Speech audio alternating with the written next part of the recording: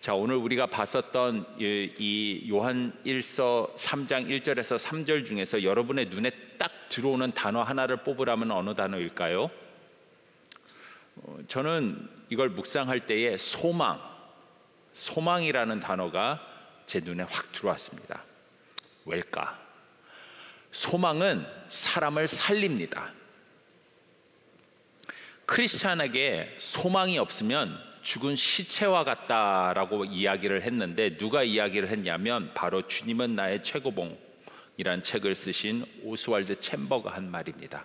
우리 믿는 신자들에게 소망이 없으면 죽은 시체와 같다라는 것이죠. 여러분, 올 한 해 어떤 소망을 가지고 지금까지 살아오셨습니까? 지난 12개월 동안 살아오면서 여러분 삶 속에는 어떤 소망, 바람이 있었습니까? 또는 이제 3주밖에 남지 않은 이 시점에서 내년에 여러분은 어떤 소망을 가지고 살아갈 계획이십니까? 소망, 아주 중요한 단어죠. 여러분, 사람을 가장 빨리 좌절시키는 방법이 뭔지 아십니까? 소망을 뺏어가는 겁니다. 만약에 그 사람에게 재물과 돈을 뺏어간다면은 움츠러들겠죠. 기가 죽겠죠. 목표를 뺏어가게 된다면 그 사람은 아마 기력을 잃게 될 겁니다. 하지만 소망을 뺏어가게 되면 그 사람은 좌절하여 주저앉을 수밖에 없는 것입니다. 그 인간에게는 소망이 그만큼 중요한 것이죠. 우리 크리스찬들은 모두 소망을 가지고 살아가는 사람입니다. 소망이 없었던 사람에게는 새로운 소망이 생기게 되었고요, 하나님의 관점에서 세상적인 소망을 가지고 살아가던 사람은 이제는 영원한 소망을 가지고 살아가게 되는 참 소망을 소유한 사람이 바로 우리 크리스찬입니다. 그래서 로마서 15장 13절에서 소망을 이렇게 이야기합니다. 소망의 하나님이 모든 기쁨과 평강을 믿음 안에서 너에게 충만케 하사 성령의 능력으로 소망이 넘치게 하시기를 원하노라. 예레미야서 29장 11절에서도 우리에게 소망이 어떤 역할을 하는가 이렇게 얘기를 하죠. 나 여호와가 말하노라, 너희를 향한 나의 생각은 내가 아나니 재앙이 아니라 곧 평안이요 너희 장래의 소망을 주려 함이니라. 때때로 우리가 하나님에 대해서 오해할 때가 있습니다. 하나님 나 망하게 하시려고 합니까? 왜 이렇게 죽어라 안 되게 하십니까? 네 입장에서는 그렇게 생각할 수 있겠죠. 하지만 하나님이 뭐라고 얘기하십니까? 너에게 소망이 충만하게 하기 위해서 내가 알고 내가 내 생각대로 올바로 너희의 삶을 인도한다. 그보다 더 큰 소망이 어디 있겠습니까? 그래서 요엘서 2장 28절에서 30절에 보게 되면 소망을 소유한 신자의 삶은 어떤 식으로 나타나는가 이렇게 얘기를 합니다. 그 후에 내가 내 영을, 여기서 말하는 내 영은 성령을 얘기하겠죠. 내 영을 만민에게 부어주리니 너희 자녀들이 장래일을 말할 것이며 너희 늙은이는 꿈을 꾸며 너희 젊은이는 이상을 볼 것이다. 여기서 말하는 이상은 비전을 얘기를 합니다. 그때 내가 또 내 영을 남종과 여종에게 부어줄 것이며 내가 이적을 하늘과 땅에 베풀리니 곧 피와 불과 연기 기둥이니라. 참 재밌는 게 뭐냐면 이 구절을 묵상하다 보면 하나님께서 당신의 자녀에게 성령을 통해서 소망을 주신대요. 우리 모두에게 소망을 주신대요. 남녀노소 막론하고 삶의 모양, 장소, 어디에 살든지 상관없이 모든 하나님의 믿는 자녀에게 소망을 주신대요. 성령을 통해서. 자, 그런데 성령을 통해서 각자에게 주시는 그 소망이 그 사람의 환경과 그 사람의 나이와 형편에 맞는 소망을 주신대요. 맞춤형 소망을 주신다라는 거예요. 이 본문에서 얘기를 하고 있는 것이죠. 예를 들어서 자녀들에게는 어떤 소망을 주십니까? 장래의 일을 말할 수 있는 소망을 주신다고 합니다. 한참 자라나야 될 시기에 있는 하나님의 자녀에게는 장래의 일을 말할 수 있는 소망을 주신대요. 장래의 일을 말한다라는 뜻이 무슨 뜻일까요? 하나님께서 그의 삶 속에 펼치실 꿈과 계획이 무엇인지를 분명하게 말할 수 있는, 내가 앞으로 하나님 안에서 어떤 꿈과 계획으로 살아가야 될까를 분명하게 아는 소망을 주신대요. 그렇죠. 자녀들에게는 이보다 더 중요한 소망이 어디 있겠습니까? 늙은이 말이 좀 그렇죠. 늙은이라고 하니까 좀 그렇긴 하죠. 우리 어르신들이라고 합시다. 네, 아버지, 어머니, 할머니, 할아버지, 우리 어르신들에게는 또 그들에게 맞춤형 소망을 주신대요. 어떤 소망이라고 합니까? 꿈을 꾸게 하신다고 합니다. 이야, 꿈을 꾸게 하신대요. 인간적인 관점에서는 그 나이 때는 모든 것을 내려놓고 포기하고 정리해야 될 시기인 것 같은데 하나님께서는 오히려 새로운 꿈을 꾸게 하신대요. 이보다 더 필요한 소망이 어디 있겠습니까? 또 젊은이들, 저와 여러분이 죄송합니다. 여러분 저는 빼고요. 예. 여러분에게는 하나님께서 또 어떤 성령을 통해서 어떤 소망을 주시냐고요? 이상 비전을 볼 수 있는 소망을 주신다고 합니다. 삶의 목표와 방향을 볼 수 있는 소망을 주신대요. 이 젊은이들에게 이보다 더 필요한 소망이 어디 있겠습니까? 내가 무엇을 위해서 살아야 되는가에 대한 삶의 비전과 목표를 보여주신 것.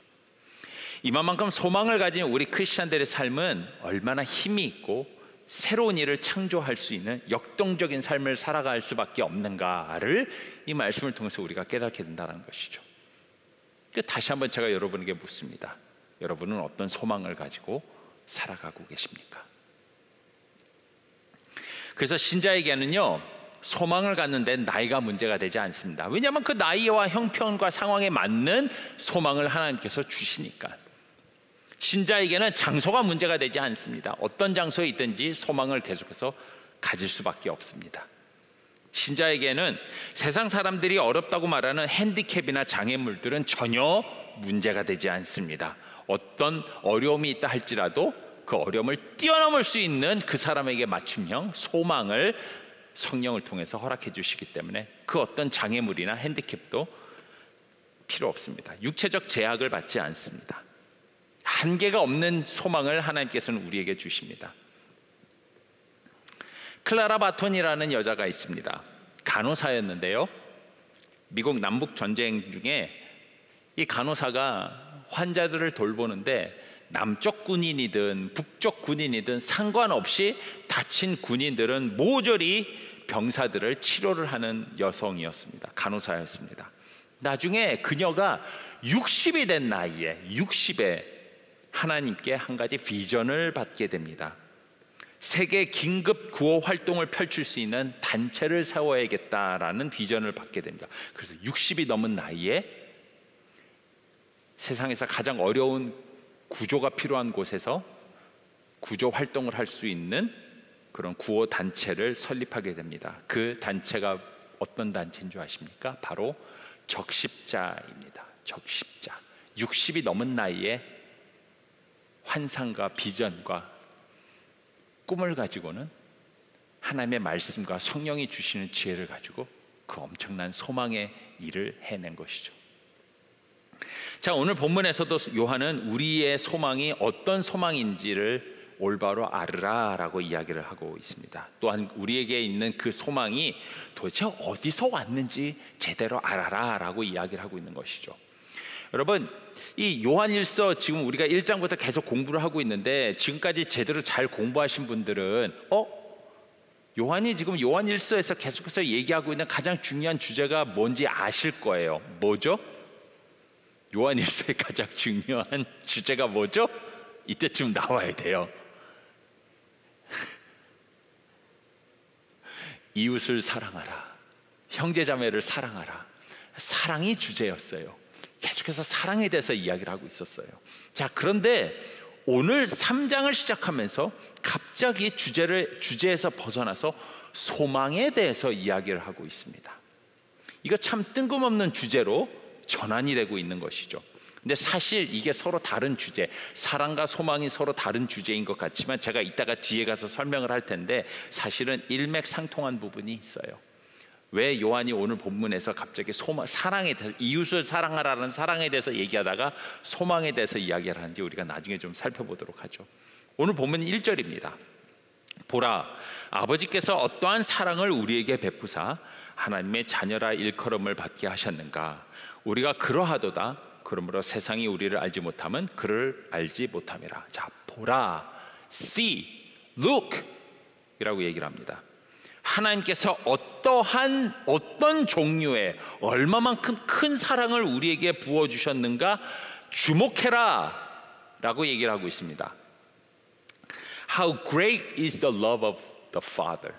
우리의 아버지의 사랑이 얼마나 위대하고 큰가에 봐라 라고 얘기를 하고 있는 것이죠.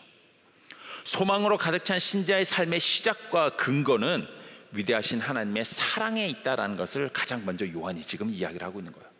우리에게 넘치는 소망이 있어요. 우리에게 그 누구도 뺏어갈 수 없는 소망이 있어요. 그 소망이 어디서 근거한다고요? 무엇에 의해서 우리가 그 소망을 갖게 된다고요? 맞아요. Look! 하나님의 사랑이 얼마나 큰지 그 사랑에서 비롯된 소망 너희가 갖고 있느냐라고 지금 이야기를 하고 있는 것이죠. 그렇다면 왜 하나님의 사랑이 우리의 소망의 근거와 시작이 될까? 결론부터 말씀드리자면 하나님이 우리를 당신의 자녀로 삼아주셨기 때문입니다. 하나님의 사랑이 우리를 당신의 자녀로 삼아주셨기 때문에 그 하나님의 자녀가 됨을 통하여서 우리에게는 새로운 소망이 시작되고 우리의 소망은 거기에 근거를 둘 수 있다는 것이죠.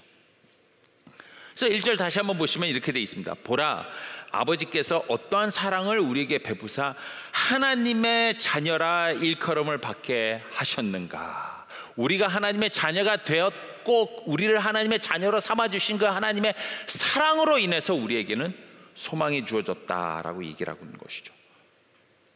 죽을 수밖에 없었던 절망 가운데 있었던 우리였습니다. 고아 같은 우리였어요. 우리에게는 아버지라고 얘기할 만한 그런 분이 없었어요. 그런데 하나님께서 친히 우리의 아버지가 되어주신 것이죠. 당신의 자녀로 삼아주셨습니다. 왜? 사랑하셔서. 그리고 우리에게 소망을 주신 거예요. 좌절과 절망이 아니라 소망을 주시고 기쁨을 주신 거예요. 그게 우리의 소망의 근거가 된다는 것이죠. 이 천하 만물의 주인 되시는 하나님의 자녀가 됐다는 것, 이게 얼마나 큰 일입니까? 그 안에서 우리가 얼마나 무궁무진한 소망을 가질 수 있겠습니까? 얼마나 위대한 소망들을 품을 수 있겠습니까? 기대가 되십니까?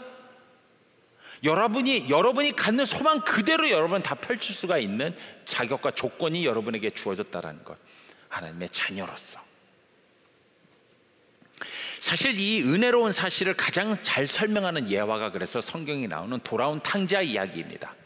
탕자가 모든 재산을 다 탕진하고 난 다음에 그 삶은 바닥에 바닥을 쳤어요. 어떤 소망도 없어요. 어떤 기대도 희망도 없어요. 미래가 없어요.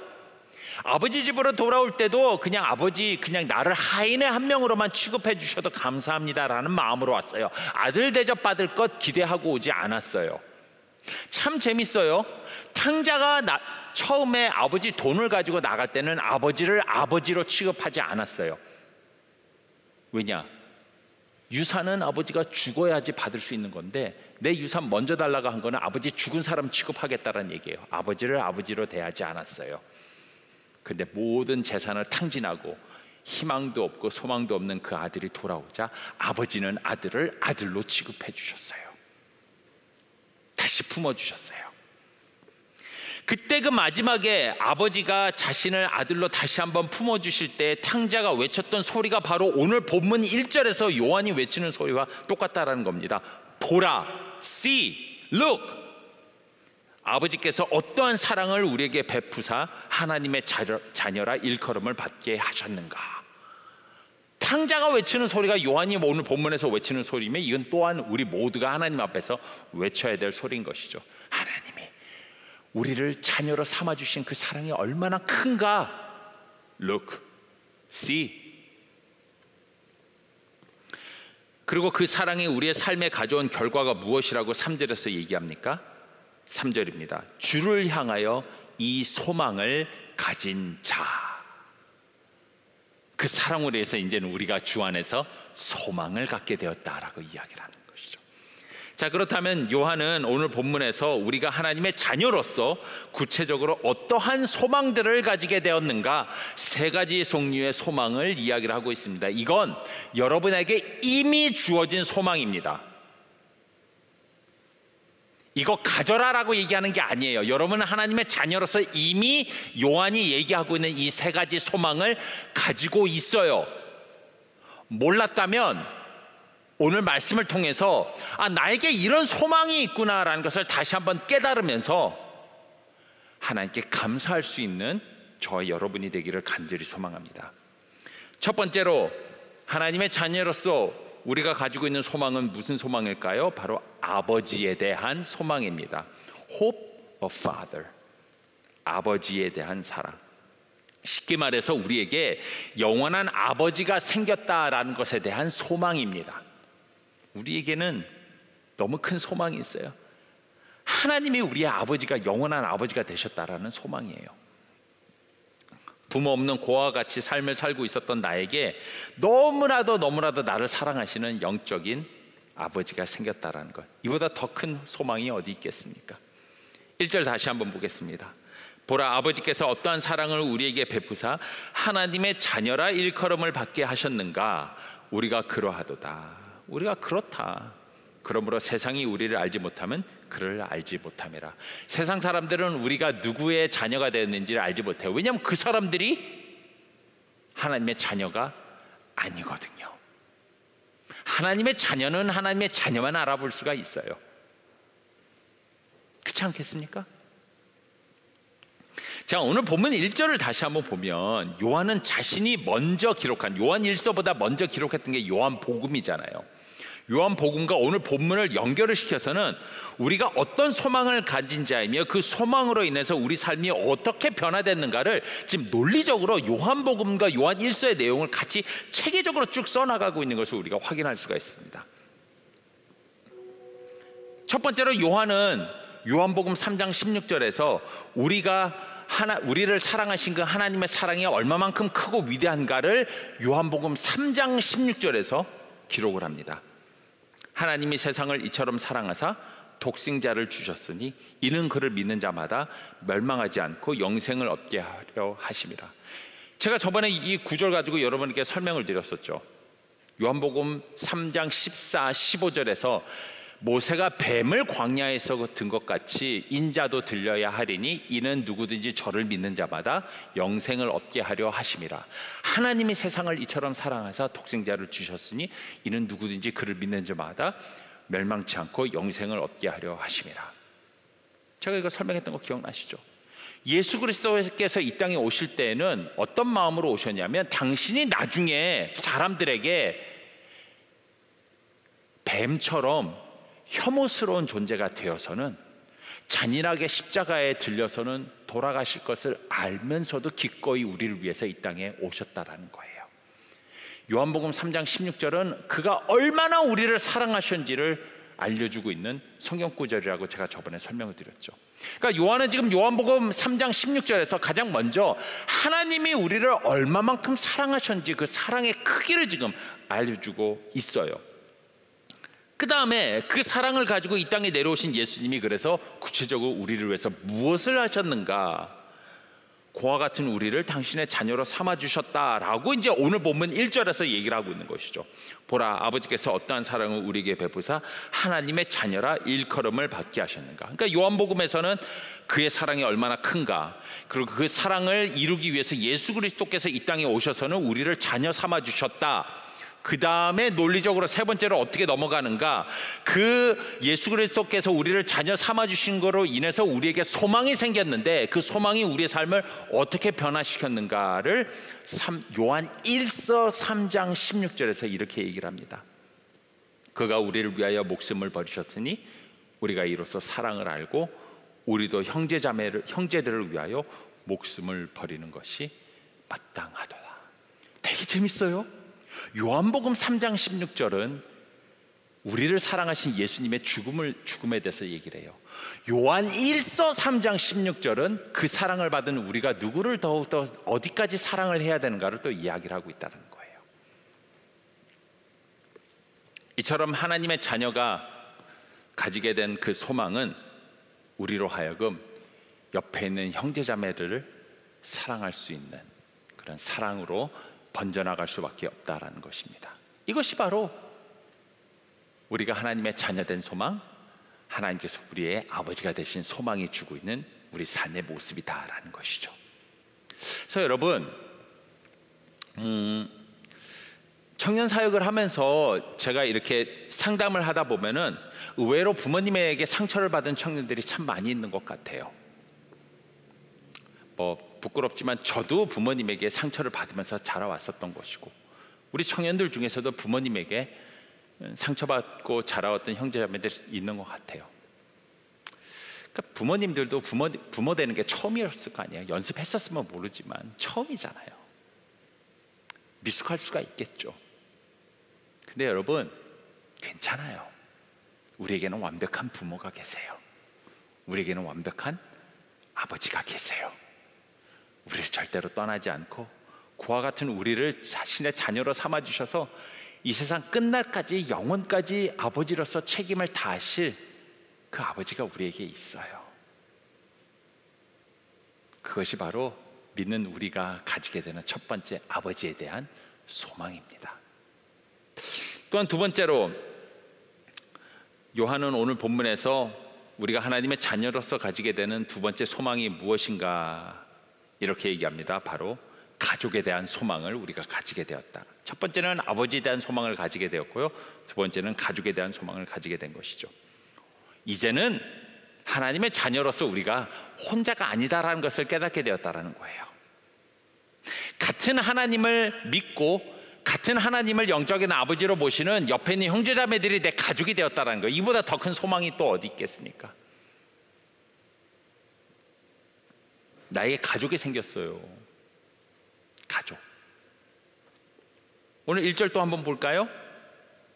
보라, 아버지께서 어떠한 사랑을 우리에게 베푸사 하나님의 자녀라 일컬음을 받게 하셨는가. 저는 이 1절을 보니까는 딱 두 단어가 제 눈에 팍 들어와요. 아버지, 우리. 아버지, 우리. 우리 모두가 한 아버지를 모시는 한 영적인 형제자매 가족이 되었다라는 얘기를 하고 있는 거예요. 우리 모두가. 어저께 그 성가대 수련회가 있었어요. 그래서 어제 이제 제가 올라갔었죠. 너무 가족도 그렇게 재밌게 놀지는 않을 것 같아요. 가족도 그렇게 재밌게 놀지는 않을 것 같아요. 너무너무 분위기가 좋았어요. 그래서 제가 가자마자 막 업돼가지고 제가 막 평소에 안 하던 짓까지 막 하면서 막 저도 같이 막 나도 나이 많지만 나도 가족으로 끼워줘 그러면서 같이 놀고 그랬어요. 예배를 드리고 이제 이렇게 이제 게임도 하고 예배도 드리고 이렇게 있는데 갑자기 누가 쓱 일어나요. 조용히 일어나요. 누군지는 제가 얘기는 안 하겠는데 쓱 일어나 이제 부엌으로 가요. 그러더니 요리를 하기 시작을 해요. 마치 사랑하는 형제자매에게, 사랑하는 자식에게 밥을 먹여주고 싶어하는 그 엄마의 마음처럼 누군가가 가서 쓱 또 요리를 하기 시작을 해요. 이게 냄새가 막 풍기는 거예요. 가족인 것이죠. 수육을 만들었습니다. 또 옆에서 보니까 누군가가 또 어디서 힘겹게 또 뭔가 굴하고 뭐하고 이렇게 섞여있는 굴김치를 또 사갖고 와가지고 또 이렇게 펼쳐놨는데 또 냄새가 너무너무 맛있는 냄새가 나는 거예요. 그렇게 해가지고 우리가 다 차린 다음에 그 한 식탁에 성가대 수련회 온 가족들이 다 앉았습니다.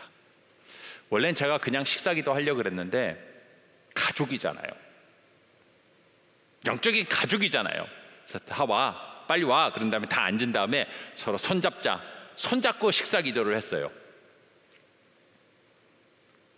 누가 옆에서 그러더라. 땡스기빙도 지났는데 그러더라. 아니에요 여러분, 식구끼리 손잡고 기도하는 거는 매일매일 하시는 거, 뭐 땡스기빙 때만 하는 건가요? 그리고 밥 먹기 시작을 했어요. 안 그래도 가족 같은데 같이 또 한 테이블에서 밥을 먹으니까 더 가족 같은 거예요. 그냥 너무 좋았어요.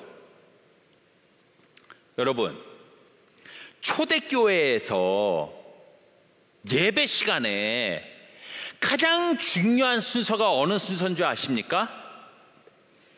성찬식이에요. 성찬식. 초대교회에서 예배 시간에 가장 중요한 순서는 성찬식이에요. 요즘 우리는 성찬식 1년에 몇 번밖에 안 하죠.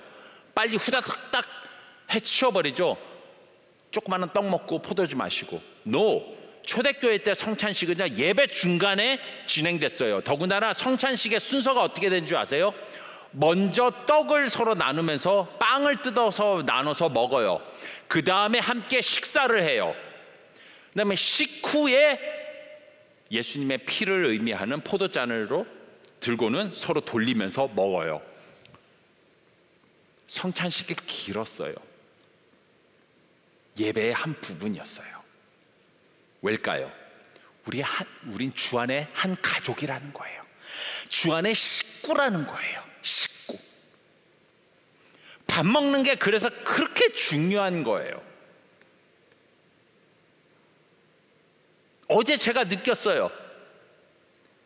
밥 먹는 게 얼마나 중요한 것인지. 그래서 여러분 모여서 밥 먹을 때 성찬이다. 우린 주 안에 한 가족이다. 나에게는 이런 영적인 가족이 세웠다라는 그 소망을 마음에 품고 함께 맛있게 밥을 드세요. 한솥밥을 먹는 공동체예요. 식구. 우리 모두 가족이에요. 이보다 더 큰 소망이 없고 이보다 더 든든한 소망이 어디 있겠습니까? 여기서 변화가 시작돼요. 사람을 변화시키는 것은 한 소망과 한 사랑을 가진 공동체 안에서 서로가 그 소망과 사랑을 실천할 때 사람이 변해요. 제가 백날 설교해 보세요. 물론 설교를 통해서 변화될 수도 있겠죠. 하지만 진짜 변화는 여러분 함께 그런데 올라가서 같이 밥 먹고 같이 자고 같이 게임하고 같이 말씀을 나누고 같이 손잡고 기도하는 진정한 가족의 공동체의 모습을 실천할 때 거기서 사람이 변한다니까요.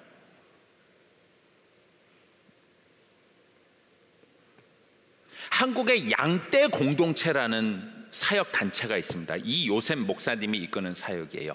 양떼 공동체입니다. 양떼. 양떼가 무슨 말의 줄임말일까요? 양아치 떼거리의 준말입니다. 양아치 떼거리의 준말인 양떼 공동체.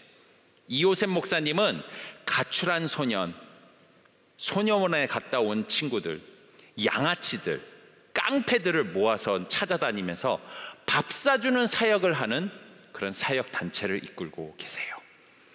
이요셉 목사님은 등치가 이래요.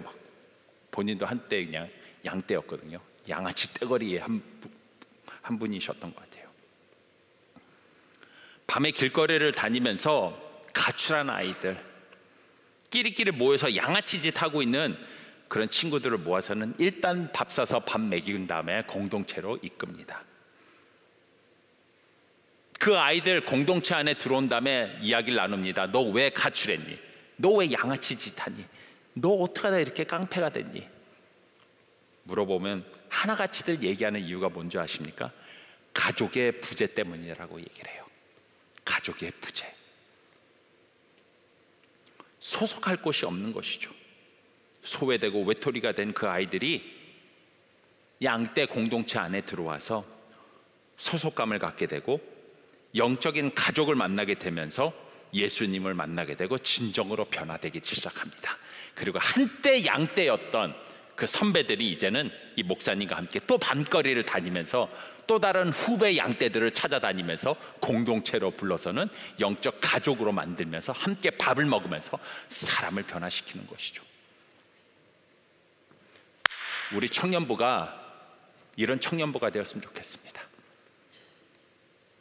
같이 밥 먹고 영적 가족이 되었다라는 소망을 가지고 서로가 참되게 변화되는데 선한 영향력을 이끌어주는, 선한 영향력을 주는 그런 한 소망을 같이 함께 나누는 그런 청년부가 되었으면 좋겠습니다. 할 수 있죠? 그러려면 관심이 있어야 돼요. 너는 너다, 나는 나다 이러면 안 돼요. 관심이 있어야 돼요. 사랑이 있어야 돼요. 눈치가 있어야 돼요. 힘들어하고 있는 사람이 왜 힘들어하고 있는지 봐야 돼요. 돌아볼 줄 알아야 돼요. 내년에 이런 우리 청년부 공동체를 통해서 함께 한 소망, 가족의 소망을 함께 누리는 우리 모두가 되기를 간절히 소망합니다. 마지막으로 세 번째, 오늘 본문에서 요한이 얘기하고 있는 우리 믿는 하나님의 자녀로서 가지고 있는 세 번째 소망이 뭘까요? 미래에 대한 소망입니다. 미래의 소망, hope of future. 여기서 말하는 미래의 소망은 정확하게 말하자면 우리가 앞으로 돌아가게 될 우리의 본향, 천국에 대한 소망을 이야기를 하고 있습니다. 2절 한번 볼까요? 2절입니다. 사랑하는 자들아, 우리가 지금은 하나님의 자녀라. 장래에 어떻게 될지 아직 나타나지 아니하였으나 그가 나타나시면 뭐죠? 종말이 되어서 예수 그리스도께서 다시 이 땅에 내려오시면 우리가 그와 같을 줄을 아는 것은 그의 참 모습 그대로 볼 것이기 때문이다. 자, 우리에게 주어진 미래에 대한 소망은요, 10년 후, 20년 후 또는 은퇴한 후의 미래에 대한 소망을 얘기를 하는 게 아니에요. 영원한 미래, 천국에 대해서 우리가 소망을 가지게 되었다라는 얘기예요. 천국에 대한 소망을 얘기를 하고 있는 거예요. 여러분, 신자가 믿는 믿음은 이 인생이 죽으면 끝나는 것이 아니라 죽음이 오히려 새로운 삶의 시작이 된다는 것을 믿는 믿음을 가지고 있는 거예요. 죽음은 또 다른 영원한 삶으로 가기 위한, 천국 본향에서의 삶으로 가기 위한 하나의 출입문밖에는 되지 않아요. 그게 우리가 갖고 있는 믿음의 내용이에요. 특히 요한은 2절에서 우리에게 미래에 대한 신나는 소망을 하나 가지고 있다라고 얘기를 합니다. 예수님께서 때가 되어서 이 땅에 다시 돌아오시고 재림이 되는 날, 재림하시는 날, 우리는 그 예수님을 통해서 새로운 모습으로 가지고는 천국, 영원한 천국으로 들어가게 된다라고 얘기를 합니다.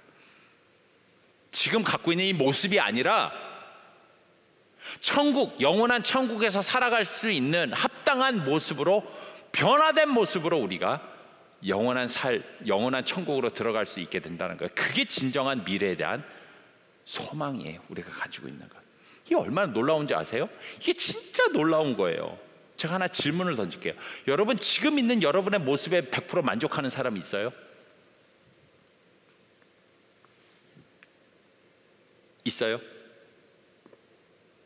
외모 물론 외모일 수도 있겠지만 외모 말고 내적인 면으로 봤을 때도 여러분의 성품, 성격, 외모, 여러분의 삶의 모든 모습을 한번 돌아보세요.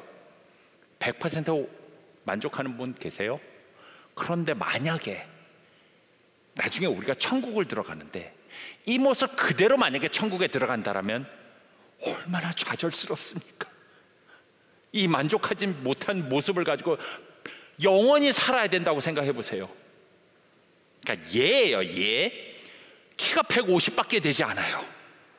영원히 150으로 살게 된다는 거예요. 만약에 생각을 해보시죠. 그러니까 여러분, 얘예요, 얘. 예, 그렇다고 진짜 150으로 계속 살아가게 된다는 얘기 아니에요.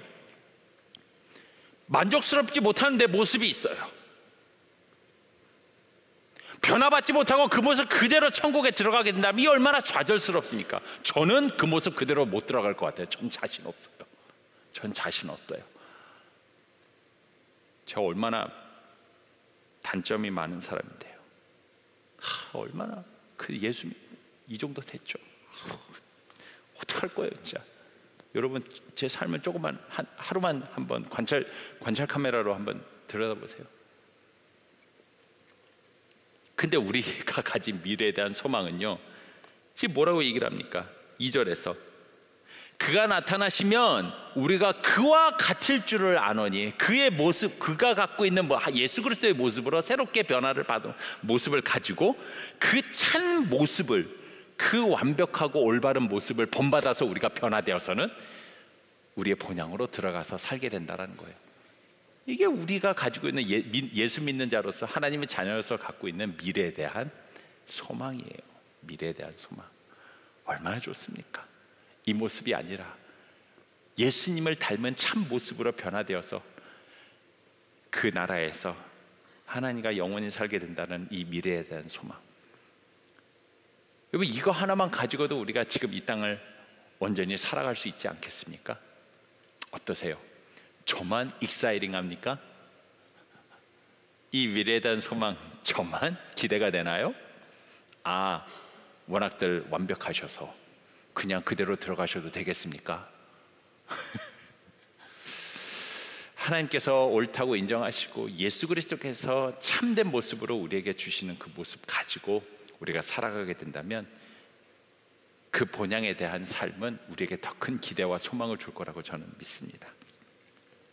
이처럼 오늘 본문에서 요한은 우리가 하나님의 자녀로서 하나님에게 그 큰 사랑을 받은 자로서 우리에게 어떤 소망이 있으며 이 소망을 가지고 어떤 삶을 살아야 되는가에 대해서 분명하게 이야기를 하고 있습니다. 기억하십시오.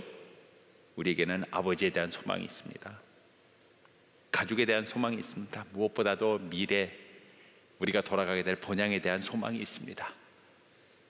이 소망 가지고 내일부터 나오셔서 기도하며 올 한 해를 잘 마무리하세요. 그리고 이 소망을 품고 내년을 계획하세요. 그럼 제가 개런티 하는데 여러분께서 후회하지 않는 새로운 한 해 2025년을 여러분이 보내게 될 거라고 저는 믿습니다. 이 시간 우리 같이 한번 기도하는 시간 갖도록 하겠습니다.